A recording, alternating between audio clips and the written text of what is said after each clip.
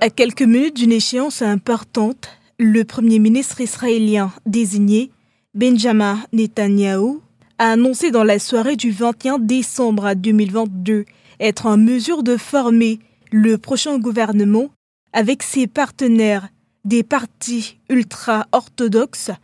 et de droite radicale. Vainqueur avec ses alliés des élections législatives du 1er novembre, l'ancien chef du Likoud avait jusqu'à 23h59 le 21 décembre 2022 pour annoncer au président Isaac s'il avait réussi à former le prochain gouvernement, succédant ainsi au Premier ministre sortant Yair Lapid. Je l'ai, a tweeté en hébreu Benjamin Netanyahou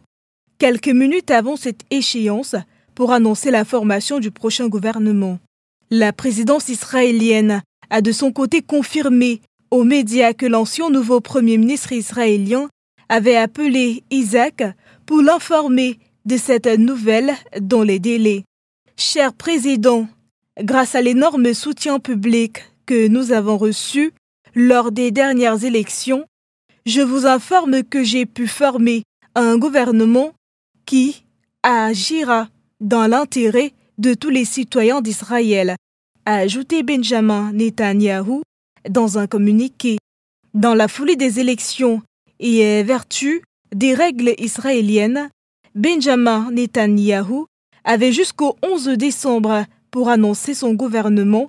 mais il avait demandé une prolongation de 14 jours, le maximum prévu par la loi. Or, le président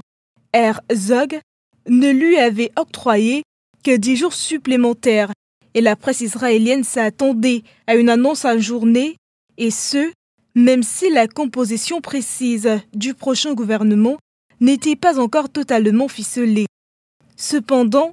les députés israéliens doivent encore voter en seconde et troisième lecture des projets de loi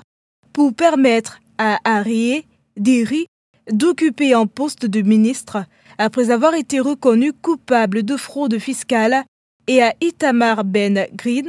d'étendre ses futurs pouvoirs de ministre sur la police israélienne.